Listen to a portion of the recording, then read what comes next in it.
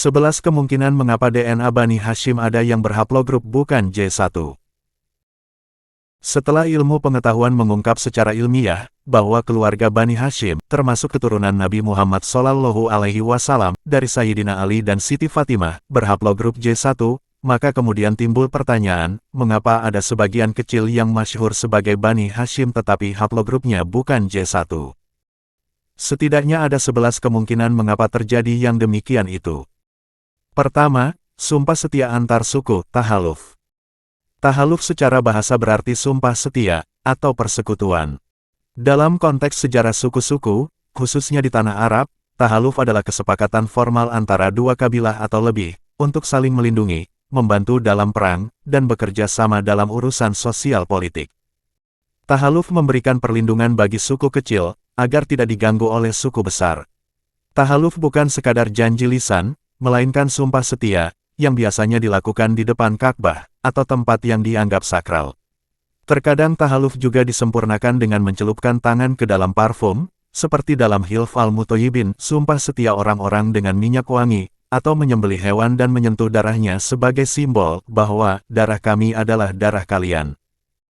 Dalam sejarah, ada beberapa tahaluf yang terkenal, di antaranya Hilf al-Fudul, sumpah kebajikan, salah satu aliansi paling terkenal di Mekah yang diikuti oleh Nabi Muhammad SAW sebelum masa kenabian. Tujuannya adalah untuk membela siapapun yang dizalimi di Mekah, tanpa memandang suku. Suku Aus dan Khazraj juga sering melakukan tahaluf sebelum masa Islam dengan suku-suku Yahudi, seperti Bani Quraizo atau Bani Mazir, untuk memperkuat posisi mereka dalam perang saudara. Piagam Madinah merupakan bentuk tahaluf tingkat tinggi yang diprakarsai Nabi Muhammad SAW, yang menyatukan berbagai kabilah Muslim, Yahudi, dan lainnya, menjadi satu umat demi pertahanan kota Madinah. Piagam Madinah ini adalah bentuk tahaluf yang revolusioner yang melampaui zamannya. Biasanya tahaluf hanya berdasarkan ikatan antar suku yang memiliki kesamaan kepentingan, atau kedekatan nasab.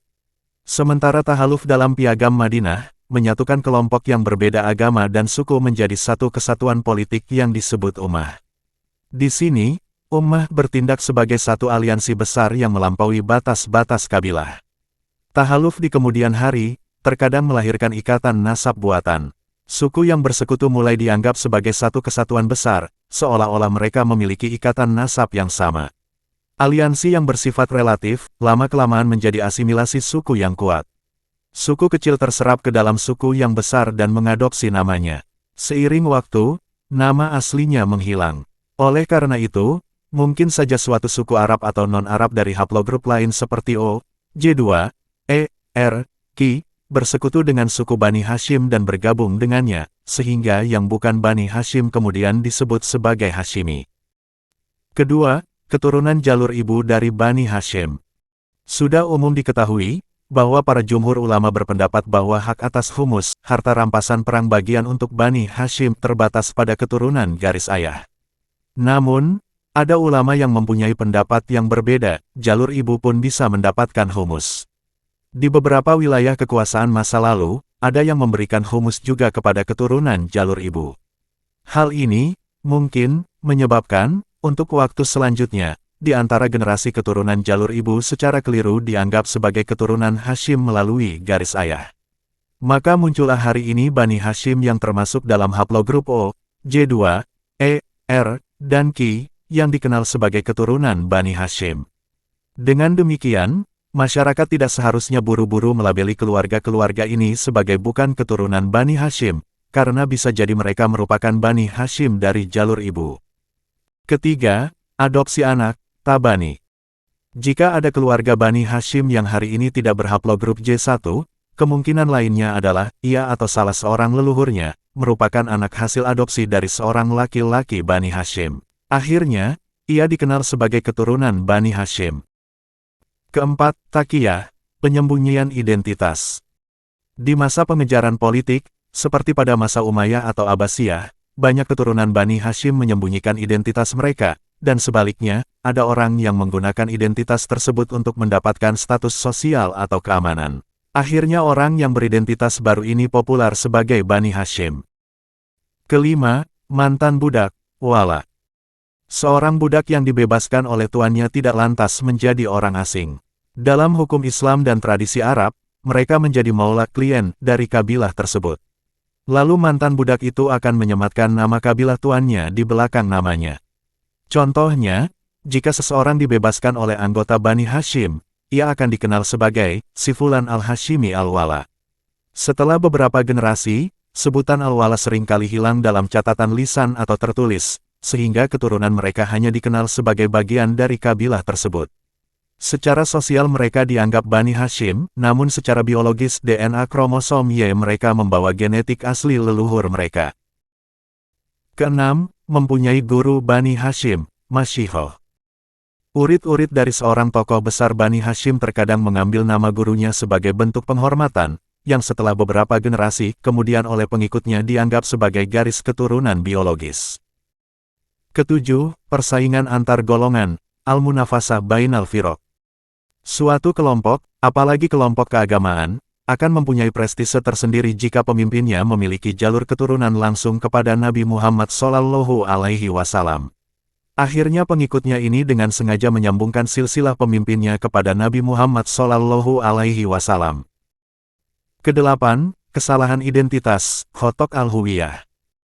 Pada masa lalu, gelar seperti Sayyid atau Syarif tidak selalu merujuk pada keturunan biologis, tetapi terkadang diberikan sebagai gelar kehormatan bagi mereka yang memiliki ilmu agama yang sangat tinggi, atau pemimpin spiritual.